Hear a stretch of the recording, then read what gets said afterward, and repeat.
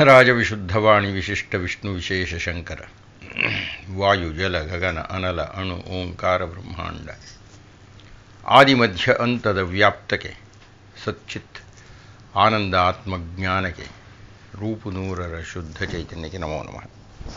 ಶ್ರೀ ಗುರುಭ್ಯೋ ನಮಃ. ಜೈ ಶ್ರೀರಾಮ್.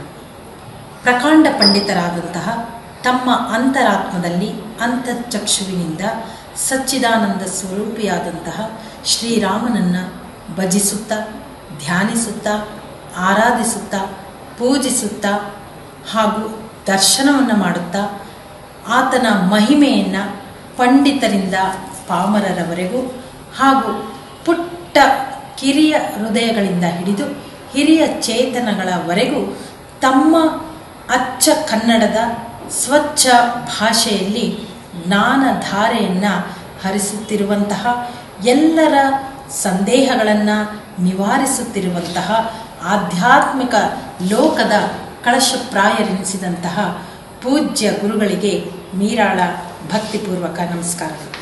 ಗುರುಗಳೇ, ರಾಮಾಯಣದಲ್ಲಿ ಯಾವಾಗಲೂ ನನಗೆ ಕಾಡುತ್ತಾ ಇರುವಂತಹ ಒಂದು ಸಂದೇಹ ಎಂದರೆ, ಖಳನಾಯಕನಾದಂತಹ ರಾವಣನು ಅಪಹರಿಸಲ್ಪಟ್ಟ ಸೀತೆಯು ಸೀತೆಯಾಗಿರದೆ ಆಕೆಯು ವೇದವತಿಯಾಗಿದ್ದಳೆಂದೂ ಹಾಗೂ ಶ್ರೀರಾಮಚಂದ್ರನು ಸೀತಾದೇವಿಯನ್ನು ಅಗ್ನಿ ಪರೀಕ್ಷೆಗೆ ಗುರಿ ಮಾಡಿದಾಗ ಅಗ್ನಿದೇವನು ಪ್ರತ್ಯಕ್ಷನಾಗಿ ನಿಜವಾದ ಸೀತೆಯನ್ನು ಶ್ರೀರಾಮಚಂದ್ರನಿಗೆ ಒಪ್ಪಿಸಿ ಹಾಗೂ ವೇದವತಿಯನ್ನು ಹಿಂತಿರುಗಿ ಕರೆದುಕೊಂಡು ಹೋಗ್ತಾನೆ ಅಂತ ಇದೆ. ಹಾಗೂ ವೇದವತಿಯೂ ಕೂಡ ಶ್ರೀರಾಮಚಂದ್ರನನ್ನು ತನ್ನನ್ನು ಕೂಡ ಸ್ವೀಕರಿಸು ಅಂತ ಕೇಳಿದಾಗ ಶ್ರೀರಾಮಚಂದ್ರನು ಮುಂದೆ ಕಲಿಯುಗದಲ್ಲಿ ಆತನು ಶ್ರೀನಿವಾಸನಾಗಿ ಹಾಗೂ ಆಕೆಯು ಪದ್ಮಾವತಿಯಾದಾಗ ಆಕೆಯನ್ನು ಸ್ವೀಕರಿಸುವುದಾಗಿ ಹೇಳ್ತಾನೆ. ಇಲ್ಲಿ ನನ್ನ ಸಂದೇಹ ಏನು ಅಂತ ಹೇಳಿದ್ರೆ, ತನ್ನ ಧರ್ಮಪತ್ನಿ ಎಂಬ ಕಾರಣಕ್ಕೆ ಅಗ್ನಿದೇವನಲ್ಲಿ ತನ್ನ ಸೀತಾದೇವಿಯನ್ನು ಶ್ರೀರಾಮಚಂದ್ರನು ಒಪ್ಪಿಸಿದನೆ.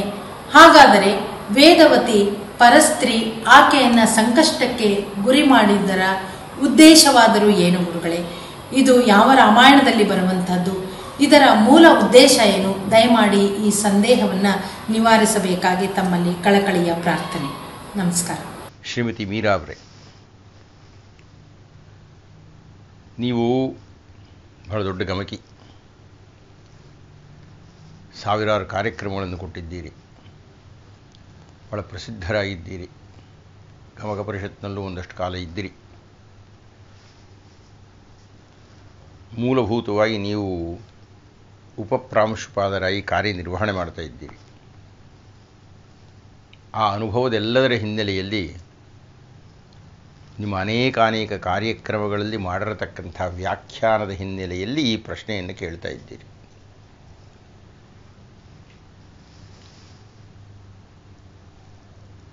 ಸುಮಾರು ಕನ್ನಡದಲ್ಲಿಯೇ, ಕೇವಲ ಕನ್ನಡದಲ್ಲಿಯೇ, ಇನ್ನು ಉಳಿದ ಎಲ್ಲ ಭಾಷೆಗಳು ಗೊತ್ತಿಲ್ಲ ನನಗೆ, ನಮ್ಮ ಸಮಾಚಾರ ಅಂತಕ್ಕಂಥ ಒಂದು ಪಾಕ್ಷಿಕ ಇದೆ, ಸಾಗರದಿಂದ ಹೊರಡ್ತಾ ಇರತಕ್ಕಂಥದ್ದು. ಅದು ಒಂದು ವಿಶೇಷ ಸಂಚಿಕೆಯನ್ನು ತಗೊಂಡು ಬಂತು, ರಾಮಲಲ್ಲ ಅಂತ. ಅದರೊಳಗೆ ಶ್ರೀಮತಿ ಸವಿತಾ ಬದರೀಶ್ ಅನ್ನುವವರು ಒಂದು ಸಂಗ್ರಹವನ್ನು ಕೊಡ್ತಾರೆ. ಕನ್ನಡದಲ್ಲಿ, ಕೇವಲ ಕನ್ನಡದಲ್ಲಿ ಇರತಕ್ಕ ರಾಮಾಯಣಗಳ ಸಂಖ್ಯೆ 141 ಅಂತ ಪ್ರತಿಯೊಂದರ ಹೆಸರನ್ನು ಬರೀತಾರೆ ಅವರು. ಆಸಕ್ತಿ ಇದ್ದರೆ ನೋಡ್ಬೋದು, ಆಸಕ್ತಿ ಇರುವವರು. ಯಾಕೆ ಹೇಳ್ತಾ ಇದ್ದೀನಿ ಅಂದರೆ, ಎಲ್ಲದಕ್ಕೂ ಮೂಲವಾಗಿರತಕ್ಕಂಥ ವಾಲ್ಮೀಕಿಯ ಶ್ರೀಮದ್ ರಾಮಾಯಣವನ್ನು ಆಧರಿಸಿಯೇ ಅನೇಕ ಬೇರೆ ಬೇರೆಯ ಹೊಳಹುಗಳು ಈ 141 ಕೃತಿಗಳಲ್ಲಿ ವ್ಯಕ್ತವಾಗಿದೆ. ಅಷ್ಟಲ್ಲದೆ ಇನ್ನೊಂದಷ್ಟು ರಾಮಾಯಣಗಳಿದೆ ನಮ್ಮ ಕರ್ನಾಟಕದಲ್ಲಿ. ಅಂದರೆ ಈ ರೀತಿಯ ಆಖ್ಯಾಯಿಕೆಗಳಿದೆಯಲ್ಲ, ನೀವು ಹೇಳಿದ್ರಲ್ಲ ಈಗ, ನಿಮ್ಮ ಉತ್ತರದಲ್ಲಿಯೇ, ನಿಮ್ಮ ವಿವರಣೆಯಲ್ಲಿಯೇ ಇದೆ, ಅದು ಶ್ರೀಮದ್ ರಾಮಾಯಣದಲ್ಲಿ ಇಲ್ಲ ಅನ್ನತಕ್ಕಂಥದ್ದನ್ನು ನೀವೇ ಹೇಳ್ಕೊಂಡು ಬಿಟ್ಟಿದ್ದೀರಿ. ಯಾವ ರಾಮಾಯಣದಲ್ಲಿದೆ ಅಂತ ಕೇಳಿದ್ದೀರಿ. ನಿಮ್ಮ ಕಥೆ ಅಂದರೆ ನೀವು ವಿವರಿಸಿದ ಕಥೆ ನಾನು ಪ್ರಧಾನವಾಗಿರತಕ್ಕಂಥ ಹಲವಾರು ರಾಮಾಯಣಗಳನ್ನು ನೋಡಿದ್ದೀನಿ. ಅದರೊಳಗೆ ನೀವು ಹೇಳಿದ ಕಥೆಯ ಪ್ರಸಂಗ ಇಲ್ಲ. ಆದರೆ ನೀವು ಹೇಳಿದ ಕಥೆಯ ಮೂಲ ಭಾಗ ಇದೆ. ಸ್ವಲ್ಪ ಬೇರೆಯ ವಿಷಯವನ್ನು ಸೇರಿಸಿಬಿಟ್ಟಿದ್ದೀರಿ ನೀವು, ಅಥವಾ ನೀವು ಹಾಗೆ ಓದಿದ್ದೀರಿ, ಏನೋ ತಿಳ್ಕೊಂಡಿದ್ದೀರಿ. ಶ್ರೀರಾಮರನ್ನು ಪರಬ್ರಹ್ಮ ಸ್ವರೂಪ ಅಂತ ನೋಡ್ತಕ್ಕದ್ದು. ವಾಲ್ಮೀಕಿ ಮಹರ್ಷಿಗಳು ಸಾಂಪ್ರತಮ ಲೋಕೆ ಈಗ ಆಳ್ತಾ ಇರತಕ್ಕಂಥ ಒಬ್ಬ ರಾಜ, ಒಬ್ಬ ಮನುಷ್ಯ ಅಂತ ಗಮನಿಸಿದ್ದು. ಹೀಗಾಗಿ ಶ್ರೀರಾಮರು ಮನುಷ್ಯರಾಗಿ ಎಲ್ಲೆಲ್ಲಿ ವಿಶೇಷವನ್ನು ಪ್ರಕಟಪಡಿಸ್ತಾರೆ ಅದಕ್ಕೆಲ್ಲ ಅವರು ಪರಬ್ರಹ್ಮ ಸ್ವರೂಪ, ಅವರಿಗೆಲ್ಲ ಗೊತ್ತಿದೆ ಅನ್ನುವ ಸಮಜಾಯಿಷಿಯನ್ನು ಇಂಥ ಗ್ರಂಥಗಳಲ್ಲೆಲ್ಲ ಕೊಟ್ಬಿಡ್ತಾರೆ. ಹಾಗೆ ಕೊಡೋದರಿಂದ ಏನಾಗುತ್ತೆ ಅಂದರೆ ರಸೋತ್ಪತ್ತಿ ಆಗುವುದಿಲ್ಲ. ಉದಾಹರಣೆ, ನೀವು ಹೇಳ್ತಾ ಇರತಕ್ಕಂಥ ಸಂಗತಿಯನ್ನೇ ತಗೊಂಡ್ರೆ, ಅನಿರೀಕ್ಷಿತವಾಗಿ ಮಾರೀಚ ಬರತಕ್ಕಂಥದ್ದು ಜಿಂಕೆ ರೂಪದಲ್ಲಿ, ಅದು ಮಾರೀಚ ಇರಬಹುದೇ ಅಂತ ಅಣ್ಣ ತಮ್ಮಂದರೆ ಚರ್ಚೆ ಮಾಡ್ತಕ್ಕಂಥದ್ದು, ಆ ಮಾರೀಚನ ಅಂತ್ಯದಲ್ಲಿ ಅವನು ಕೂಗತಕ್ಕಂಥದ್ದರ ಆರ್ತಧ್ವನಿಯನ್ನು ಕೇಳಿದಂತಹ ಸೀತೆ ವಿಚಲಿತಳಾಗಿ ಲಕ್ಷ್ಮಣನ ಕಳಿಸ್ತಕ್ಕಂಥದ್ದು, ಇದೆಲ್ಲ ಕಾವ್ಯ ಬೆಳೆಯಲಿಕ್ಕೆ ಬಹಳ ಅದ್ಭುತವಾದಂಥ ಸೋಪಾನಗಳಾಗತ್ತೆ. ಕೊನೆಯಲ್ಲಿ ರಾವಣ ಬರತಕ್ಕಂಥದ್ದು, ಅವಳನ್ನು ಎಳ್ಕೊಂಡು ಹೋಗ್ತಕ್ಕಂಥದ್ದು, ಇದೆಲ್ಲ ನಮಗೆ ಗೊತ್ತಿದೆ. ಅಯ್ಯೋ ಅನಿಸುತ್ತೆ, ಛೇ ಅನಿಸುತ್ತೆ, ಪಾಪ ಅನಿಸುತ್ತೆ, ಮೋಸ ಆಗೋಯ್ತು ಶ್ರೀರಾಮರಿಗೆ ಅನಿಸುತ್ತೆ. ಆ ಸೀತೆ ಕೆಟ್ಟ ಮಾತನ್ನಾಡಿ ಇದ್ದ ರಕ್ಷಣೆಯನ್ನು ಕಳ್ಕೊಂಡ್ಲಲ್ಲಪ್ಪ ಅನಿಸುತ್ತೆ. ಲಕ್ಷ್ಮಣ ಹಾಗೆ ಹೋಗಿ ಈ ಕಡೆ ರಾವಣ ಬರ್ತೇವೆ, ಅವಳೇ ತಲೆಚಚ್ಕೊಳ್ತಾಳೆ, ಎಂಥ ಲಕ್ಷ್ಮಣನ ಕಟ್ಟು ಕಳಿಸ್ಬಿಟ್ಟೆ ಅಂತ. ಅದೆಲ್ಲ ಕರುಣಾ ರಸವನ್ನು ಉತ್ಪತ್ತಿ ಮಾಡಲಿಕ್ಕೆ ಬೇಕಾದಂತಹ ವಿಭಾವಗಳನ್ನು ಸೃಷ್ಟಿ ಮಾಡುತ್ತೆ ಕಾವ್ಯದಲ್ಲಿ. ಅದರ ಬದಲು ನೀವು ಹೇಳಿದ್ರಲ್ಲ ಕಥೆ, ಹಾಗೆ ಹೇಳಿಬಿಟ್ರೆ ಆವಾಗ ರಸೋತ್ಪತ್ತಿಯೇ ಆಗುವುದಿಲ್ಲ. ಈಗ ಗಮನಿಸಿ, ನೀವು ಹೇಳಿದ್ದನ್ನೇ ಕಾವ್ಯದಲ್ಲಿ ಹೇಗಿದೆ ಎನ್ನುವುದನ್ನು ಹೇಳ್ತೀರಿ. ಹಾಗೆ ಹೇಳುವುದರ ಮೂಲಕ ನಿಮ್ಮ ಸಂದೇಹವು ಪರಿಹಾರ ಆಗುತ್ತೆ. ಖರದೂಷಣರನ್ನೆಲ್ಲ ಸಂಹಾರ ಮಾಡಿಬಿಟ್ಟಿದ್ದಾರೆ ಶ್ರೀರಾಮರು.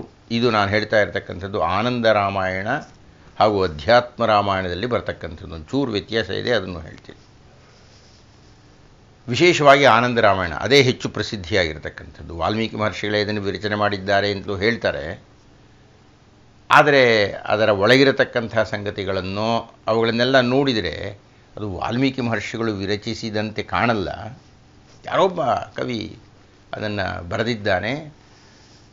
ವಾಲ್ಮೀಕಿ ಮಹರ್ಷಿಗಳದು 24,000 ಶ್ಲೋಕಗಳಿದ್ದರೆ ಇದು 12,500 ಶ್ಲೋಕಗಳಿದೆ. ಹಾಗೂ ಶ್ರೀಮದ್ ರಾಮಾಯಣವನ್ನೆಲ್ಲ ಪುಟಾಣಿಯಾಗಿ ಸಾರಕಾಂಡ ಅನ್ನೋದ್ರೊಳಗೆ ಹೇಳಿ ಉಳಿದ ಕಾಂಡಗಳಲ್ಲೆಲ್ಲ ಬೇರೆ ಬೇರೆ ವಿಷಯಗಳನ್ನು ಚರ್ಚೆ ಮಾಡಿಬಿಟ್ಟಿದ್ದಾನೆ ಆ ಕವಿ. ಹೀಗಾಗಿ ಶ್ರೀಮದ್ ರಾಮಾಯಣದ ಅತ್ಯಂತ ಸಾರ ಸಂಗ್ರಹ ಸ್ವರೂಪ ಆನಂದ ರಾಮಾಯಣದಲ್ಲಿ ಬರತಕ್ಕಂಥ ಸಾರಕಾಂಡ, ಅಂದರೆ ಮೊಟ್ಟ ಮೊದಲನೇ ಬರತಕ್ಕಂಥ ಕಾಂಡ. ತುಂಬ ಸಂಗ್ರಹವಾಗಿ ರಾಮಾಯಣದ ಕಥೆಯನ್ನು ಹೇಳಿದ್ದಾನೆ ಆ ಕವಿ, ಯಾರೋ ಬರೆದಿರುವಾಗ. ಆದರೆ ಹಲವಾರು ಬದಲಾವಣೆಗಳನ್ನು ಮಾಡಿಕೊಂಡಿದ್ದಾನೆ ಶ್ರೀರಾಮರ ಪರಬ್ರಹ್ಮ ಸ್ವರೂಪಕ್ಕೆ ಧಕ್ಕೆಯಾಗದಂತೆ. ಅದರೊಳಗೆ ಈ ಪ್ರಸಂಗ ಒಂದು.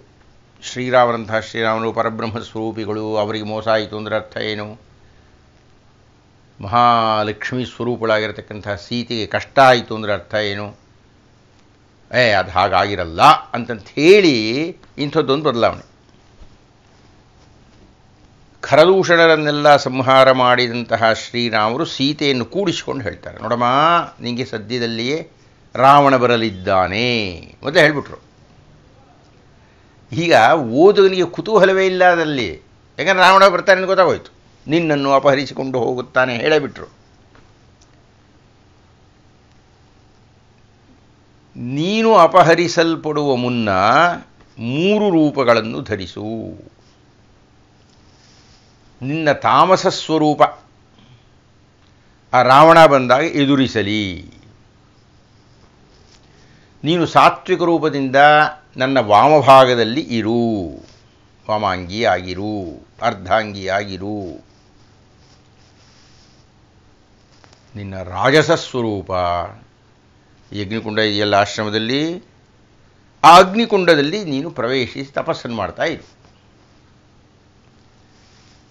ಹೀಗಾಗಿ ರಾವಣನನ್ನು ದರ್ಶಿಸಿದ್ದು ಸೀತೆ ಅಲ್ಲವೇ ಅಲ್ಲ, ಅವಳ ತಾಮಸದ 3/1 ಭಾಗದ ರೂಪ. ನೀವು ದಾಖಲೆ ಮಾಡಿಕೊಳ್ಳಬೇಕಾದ್ದು ವೇದವತಿ ಎನ್ನುವ ಹೆಸರು ಇಲ್ಲ.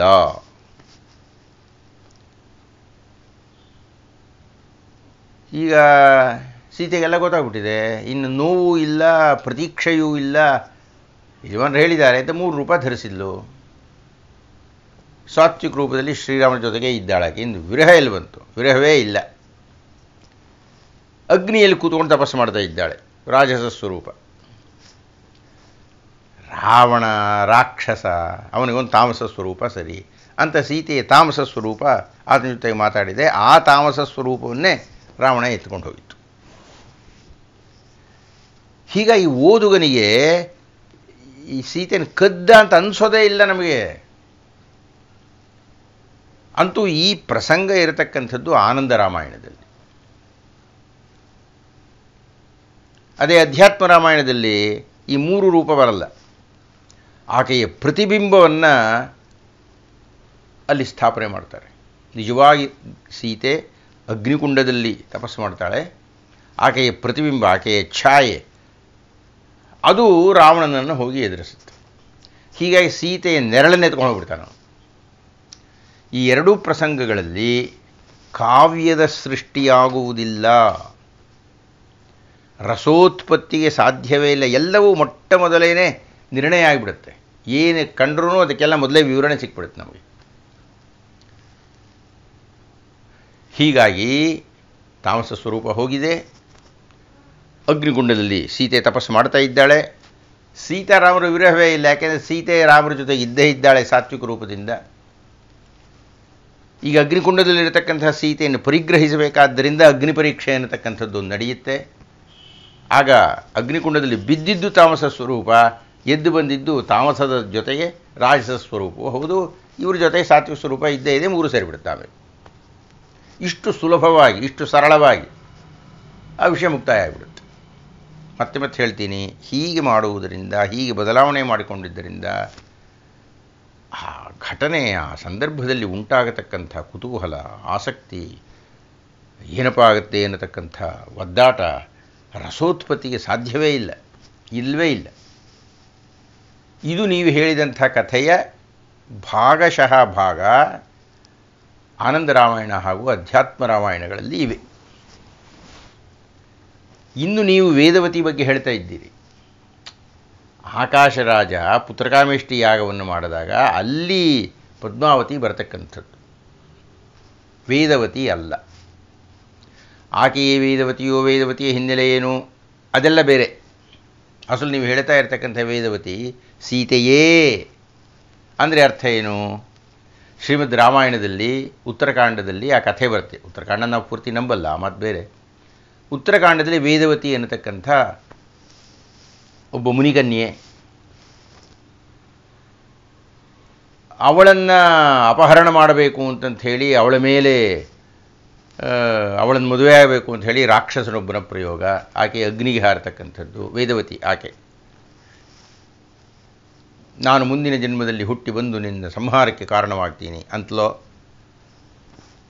ಅಥವಾ ರಾವಣ ಬರ್ತಾ ಇರ್ತಾನೆ ಆಕಾಶದಲ್ಲಿ, ಇವಳು ನೋಡ್ತಾನೆ ಮುನಿಕನ್ಯೆಯನ್ನು, ಅವನು ಹಿಡ್ಕೊಳ್ಳೋಕೆ ಹೋದಾಗ ಅವಳು ಅಗ್ನಿಕುಂಡಕ್ಕೆ ಪ್ರವೇಶ ಮಾಡ್ತಾಳೆ. ಅಲ್ಲಿ ಹುಡುಕ್ದಾಗ ಒಂದು 5 ರತ್ನ ಸಿಗುತ್ತೆ. ಆ ರತ್ನಗಳನ್ನು ತಗೊಂಡು ಹೋದಾಗ ಅದರಲ್ಲಿ ಸೀತೆ ಉದ್ಭವ ಆಗ್ತಾಳೆ. ಈ ರೀತಿ ಎಲ್ಲ ಅವಳು ವೇದವತಿ ಅಂತ. ಅಕಸ್ಮಾತ್ ವೇದವತಿ ಎನ್ನುವವಳೇ ಸೀತೆಯಾದರೆ, ಶ್ರೀಮದ್ ರಾಮಾಯಣದಲ್ಲಿ ಬರ್ತಕ್ಕಂಥದ್ದು ಹಾಗೆ, ಆ ವೇದವತಿಯೇ ಆನಂತರ ಸೀತೆಯಾಗಿ ಹುಟ್ಟಿದ್ದು ಅಂತ. ವೇದವತಿ ಆಗಲಿ ಸೀತೆ ಆಗಲಿ ಇಬ್ಬರು ಒಂದೇನೆ. ಆ ವೇದವತಿಯನ್ನು ಆಶ್ರಮದಲ್ಲಿಟ್ಟು ಶ್ರೀರಾಮರು ನಿಜವಾದ ಸೀತೆಯನ್ನು ಅಗ್ನಿಗೆ ಕೊಟ್ಟಿದ್ದರು. ಇದು ನ್ಯಾಯವ? ತನ್ನ ಹೆಂಡತಿಗೆ ಏನೂ ತೊಂದರೆ ಆಗಬಾರ್ದು, ಬೇರೆಯವರು ತೊಂದರೆ ಆಗಲಿ ಅನ್ನತಕ್ಕಂಥ ಭಾವ ಇಲ್ಲ. ಇಬ್ಬರು ಒಬ್ಬರೇನೆ. ಇನ್ನು ಮುಂದಿನ ಜನ್ಮ ಅದೆಲ್ಲ ಬರತಕ್ಕಂಥದ್ದು ಅಹಿರಾವಣ ಪ್ರಸಂಗದಲ್ಲಿ ಆ ನಾಗಕನ್ಯೆ, ಅಂದರೆ ಅಹಿರಾವಣನ ಹೆಂಡತಿ ನಾಗಕನ್ಯೆ ತನ್ನ ಗಂಡಂದಿರ ಮರಣ ಹೇಗೆ ಆಗತ್ತೆ ಅಂತ ಹನುಮಂತನಿಗೆ ಹೇಳಿದಾಗ ಆ ದುಂಬಿಗಳು ಅಮೃತದಲ್ಲಿ ಮುಳುಗಿ ಎದ್ದು ಬಂದು ಅವರಿಬ್ಬರ ಮೇಲೆ ಸಿಂಪಡಿಸ್ತಾ ಇರುತ್ತೆ. ಆದ್ದರಿಂದ ಅವ್ರು ಹೇಳ್ತಾ ಇರ್ತಾರೆ ಅವರಿಗೆ ಮರಣವೇ ಇಲ್ಲ ಅನ್ನುವ ಗುಟ್ಟನ್ನು ಹೇಳಿದಾಗ ಹನುಮಂತ ಹೋಗಿ ಅವಳನ್ನೆಲ್ಲ ಹೊಡೆದಾಕ್ತಾನೆ. ಒಂದು ಮಾತ್ರ ಪ್ರಾರ್ಥನೆ ಮಾಡ್ತಾನೆ, ನನಗೆ ಪ್ರಾಣರಕ್ಷಣೆ ಕೊಡು ಅಂತ. ಅದಕ್ಕೆ ನಾನು ಕೆಲಸ ಹೇಳ್ತೀನಿ, ಅದನ್ನು ನೀನು ಮಾಡಿದರೆ ನಾನು ನಿನಗೆ ಜೀವರಕ್ಷಣೆ ಕೊಡ್ತೀನಿ ಅಂತ ಹನುಮಂತ ಹೇಳ್ತಾನೆ. ಅವನು ಹಾಗೆ ಯಾಕೆ ಹೇಳಬೇಕಾಯಿತು ಅಂದರೆ ಈ ನಾಗಕನ್ಯೆ ಆ ಗುಟ್ಟು ಹೇಳೋದಕ್ಕೆ ಹನುಮಂತನಲ್ಲಿ ಒಂದು ಪ್ರಾರ್ಥನೆ ಮಾಡಿದ್ಳು. ನಾನು ಇವರಿಬ್ಬರು ಹೇಗೆ ಸಾಯ್ತಾರೆ ಅನ್ನೋದನ್ನು ಹೇಳ್ತೀನಿ, ಆದರೆ ನೀನು ನನಗೆ ಒಂದು ಉಪಕಾರ ಮಾಡಬೇಕು. ಏನು ಅಂದರೆ ಶ್ರೀರಾಮರ ಜೊತೆಗೆ ನನ್ನ ಮದುವೆ ಮಾಡಿಸ್ಬೇಕು. ಆಯ್ತಮ್ಮ ಅಂದ್ಬಿಡ್ತಾನೆ ಹನುಮಂತ. ಯಾವ ಮೊದಲು ಸಮಸ್ಯೆ ಪರಿಹಾರ ಆದರೆ ಆಯಿತು ಅಂತ. ಆಗ ಅವನು ಹೇಳಿರ್ತಾನೆ, ನೋಡಮ್ಮ, ನಾನಿದೆಲ್ಲ ಆದಮೇಲೆ ಶ್ರೀರಾಮರನ್ನು ನಿನ್ನ ಶಯ್ಯಾಗ್ರಹಕ್ಕೆ ಕಳಿಸುತ್ತೇನೆ, ಅಲ್ಲಿ ನೀನೇನಾದರೂ ಸರಿಪಡಿಸ್ಕೋ. ಈಗ ಆ ಒಂದು ದುಂಬಿ ಪ್ರಾಣರಕ್ಷಣೆಯನ್ನು ಕೇಳಿದಾಗ ಹೇಳ್ತಾನೆ, ನೀನು ಹೋಗಿ ಆ ಮಂಚವನ್ನೆಲ್ಲ ಕೊರೆದು ಬಿಡು. ಶ್ರೀರಾಮರು ಕೂತ್ಕೊಳ್ತಾ ಇದ್ದ ಹೇಗೆ ಮುರಿದೋಗ್ಬಿಡುತ್ತೆ. ಆಗ ಇವಳು ತಪ್ಪು ಮಾಡಿದಾಳೆ ಅಂಥೇಳಿ ಕ್ಷಮಾಪಣೆ ಕೇಳಿ, ನಾನಿಷ್ಟೆಲ್ಲ ಮಾಡಿದ್ದೀನಿ, ನಿಮ್ಗೆ ಅನುಕೂಲ, ನನ್ನನ್ನು ನೀವು ಪರಿಗ್ರಹಿಸಬೇಕು ಅಂತ ಕೇಳಿದಾಗ ಶ್ರೀರಾಮರು ಹೇಳ್ತಾರೆ, ಮುಂದಿನ ಜನ್ಮದಲ್ಲಿ ಕೃಷ್ಣಾವತಾರದಲ್ಲಿ ನೀನು ಮದುವೆ ಆಗ್ತೀನಿ ಅಂತ ಇತ್ಯಾದಿ ಕಥೆ. ಅದು ಇದಕ್ಕೂ ಅದಕ್ಕೂ ಸಂಬಂಧ ಇಲ್ಲ. ಅಂತೂ ಒಟ್ಟಿನಲ್ಲಿ ಅದು ವೇದವತಿಯೇ ಆಗಲಿ ಸೀತೆಯೇ ಆಗಲಿ ಈ ಕಥೆಗಳ ಪ್ರಕಾರ ಮೂರನೇ ಒಂದು ಭಾಗ ತಾಮಸಿ ರೂಪದಿಂದ ರಾವಣನನ್ನು ಭೇಟಿ ಮಾಡಿದ್ದು. ಉಳಿದಿದ್ದೆಲ್ಲ ರಾಮರ ಹತ್ತಿರ ಇರುತ್ತೆ, ಇನ್ನೊಂದು ಭಾಗ ಅಗ್ನಿಕುಂಡದಲ್ಲಿರುತ್ತೆ. ಅದರೊಳಗೆ ಶ್ರೀರಾಮರು ಏನೋ ಅನ್ಯಾಯ ಮಾಡಿದರು ಅನ್ನತಕ್ಕಂಥದ್ದು ನನಗನ್ಸಿಲ್ಲ. ನಮಸ್ಕಾರ. ದಾಸಾನುದಾಸೋಹಂ ಕೋಸಲೇಂದ್ರಸ್ಯ. ನಮಸ್ಕಾರ ಗುರುಗಳೇ, ನಾನು KC ಶಿವಶಂಕರ ಅಂತ ಬೆಂಗಳೂರಿನಿಂದ ಮಾತಾಡ್ತಾ ಇದ್ದೀನಿ. ಶ್ರೀರಾಮನ ಶುದ್ಧ ಚಾರಿತ್ರದ ಬಗ್ಗೆ ನನಗೆ ಯಾವುದೇ ಸಂದೇಹಗಳು ಉಳಿದಿಲ್ಲ ಗುರುಗಳೇ. ಕಾರಣ ಇಷ್ಟೇ, ಅವೆಲ್ಲವನ್ನು ತಾವೇ ಬಗೆಹರಿಸಿ ಶ್ರೀರಾಮರನ್ನು ನಾನು ಶುದ್ಧ ಪರಬ್ರಹ್ಮ ವಸ್ತು ಅಂತ ಭಾವಿಸಿ ಪೂಜಿಸ್ತಾ ಇದ್ದೀನಿ ಗುರುಗಳೇ. ಗುರುಕೃಪೆ ತುಂಬ ದೊಡ್ಡದಾದ್ರಿಂದ ಮತ್ತೊಂದು ಅವಕಾಶ ದೊರೆತಿದ್ದರಿಂದ ಈ ಒಂದು ಸಣ್ಣ ಸಂದೇಹವನ್ನು ತಮ್ಮ ಮುಂದಿಟ್ಟು ದೃಢಪಡಿಸ್ಕೊಳ್ಳೋಕ್ಕೋಸ್ಕರ ಕೇಳ್ತಾ ಇದ್ದೀನಿ ಗುರುಗಳೇ. ಶ್ರೀಮದ್ ರಾಮಾಯಣದ ಅಯೋಧ್ಯಾಕಾಂಡದ 109ನೇ ಸರ್ಗದ 34ನೇ ಶ್ಲೋಕ ಹೀಗೆ ಬರುತ್ತೆ ಗುರುಗಳೇ. ಯಥಾ ಹಿ ಚೋರಃ ಸ ತಥಾ ಹಿ ಬುದ್ಧ ತಥಾಗತಂ ನಾಸ್ತಿಕಮತ್ರ ವಿಧಿ ತಸ್ಮಾದ್ಯೇ ಶಂಕೃತಮಃ ಪ್ರಜಾನಾಂ ನ ನಾಸ್ತಿಕೇನಾಭಿಮುಖೋ ಬುಧ ಸ್ಯಾತ್. ಶ್ರೀರಾಮರು ಜಾಬಾಲಿ ಮಹರ್ಷಿಗಳೊಂದಿಗೆ ಮಾತನಾಡ್ತಾ ವೇದಬಾಹ್ಯನಾದ ಬೌದ್ಧನನ್ನ ಚೋರ ಅಂತ ತಿಳ್ಕೋಬೇಕು, ನಾಸ್ತಿಕನು ಬುದ್ಧನಂತೆಯೇ ಅನ್ನೋ ರೀತಿಯಲ್ಲಿ ಮಾತಾಡ್ತಾ ಹೋಗ್ತಾ ಇದ್ದಾರೆ. ನಂದು ಪ್ರಶ್ನೆ ತುಂಬ ಸರಳವಾಗಿದೆ ಗುರುಗಳೇ. ಏನು ಅಂದರೆ, ವಿಜ್ಞಾನಿಗಳು ಶ್ರೀರಾಮರ ಕಾಲಘಟ್ಟವನ್ನು ಕಾರ್ಬನ್ ಟೆಸ್ಟ್ ಮಾಡುವ ಮೂಲಕ ನಿರ್ಧರಿಸಿದ್ದಾರೆ. ಅದು ಶ್ರೀರಾಮರ ಜನನವಾಗಿ ಸುಮಾರು 7500 ವರ್ಷಗಳ ಹಿಂದೆ ಅಂತ ದೃಢಪಟ್ಟಿದೆ. ಭಗವಾನ್ ಬುದ್ಧ ಅಂತ ಏನು ಕರಿತೀವೋ, ತಥಾಗತ ಅಂತ ಏನು ಕರಿತೀವೋ, ಆ ಬುದ್ಧ ಗೌತಮ ಬುದ್ಧನ ಜನನವಾಗಿ 2500 ವರ್ಷಗಳ ಹಿಂದೆ. 7500 ವರ್ಷಗಳ ಹಿಂದೆ ರಚಿತವಾದಂಥ ಶ್ರೀಮದ್ ರಾಮಾಯಣದಲ್ಲಿ ಆ ನಂತರ 5000 ವರ್ಷಗಳ ನಂತರ ಹುಟ್ಟುವಂಥ ಬುದ್ಧನ ಪ್ರಸ್ತಾವ ಹೇಗೆ ಸಾಧ್ಯ ಅಂತ ನನ್ನ ಒಂದು ಶ್ರದ್ಧೆ ಏನಿದೆ ಈ ವಿಚಾರದಲ್ಲಿ ಅಂದರೆ, ಗೌತಮ ಬುದ್ಧನನ್ನು ವಿರೋಧಿಸುವಂಥವರು ಈ ಯಾರೊಬ್ಬ ಪ್ರಕ್ಷಿಪ್ತಕಾರ ಬಹುಶಃ ಈ ಒಂದು ಪ್ರಕ್ಷಿಪ್ತ ಶ್ಲೋಕವನ್ನು ಸೇರಿಸಿದ್ದಾನೆ ಶ್ರೀಮದ್ ರಾಮಾಯಣದಲ್ಲಿ ಅಂತ ನನ್ನ ಒಂದು ಶ್ರದ್ಧೆ ಗುರುಗಳೇ. ಒಂದು ವೇಳೆ ತಮ್ಮ ಅಭಿಪ್ರಾಯವೂ ಸಹ ಅದೇ ಆಗಿದ್ದಲ್ಲಿ ಇಂತಹ ಪರಮ ಪವಿತ್ರ ಗ್ರಂಥ ಅಂತ ಏನು ಕರಿತೀವಿ ಶ್ರೀಮದ್ ರಾಮಾಯಣದಲ್ಲಿ ಇಂತಹ ಕೀಳು ಮಟ್ಟದ ಶ್ಲೋಕವನ್ನು ಪ್ರಕ್ಷಿಪ್ತ ಮಾಡಿದಂತಹ ಪ್ರಕ್ಷಿಪ್ತಕಾರನಿಗೆ ನನ್ನದೊಂದು ಧಿಕ್ಕಾರ ಗುರುಗಳೇ. ಗೌತಮ ಬುದ್ಧ ವೇದ ಬಾಹ್ಯನೇ ಅಲ್ಲವೇ ಅನ್ನೋದು ಅಭಿಪ್ರಾಯ ಭೇದ ಇರಲಿ, ಆದರೆ ಆ ಒಂದು ಇದನ್ನ ಇಟ್ಟುಕೊಂಡು ಶ್ರೀಮದ್ ರಾಮಾಯಣದಲ್ಲಿ ಶ್ರೀರಾಮರ ಬಾಯಿಂದ ಈ ತರ ನುಡಿ ಬರುವಂತ ಮಾಡಿದಂಥದ್ದು ತುಂಬಾ ಕೀಳು ಮಟ್ಟದ ಭಾವ ಅಂತ ನನಗನ್ಸುತ್ತೆ ಗುರುಗಳೇ. ಇದ್ರ ಬಗ್ಗೆ ತಾವು ಹೆಚ್ಚಿನ ಬೆಳಕನ್ನು ಚೆಲ್ಲಿ ಅಂತ ತಮ್ಮಲ್ಲಿ ವಿನಂತಿಸ್ತಾ ಇದ್ದೇನೆ ಗುರುಗಳೇ. ನಮೋ ನಮಃ ಸದ್ಗುರು ಪಾದಕಾಭ್ಯಾಮ್.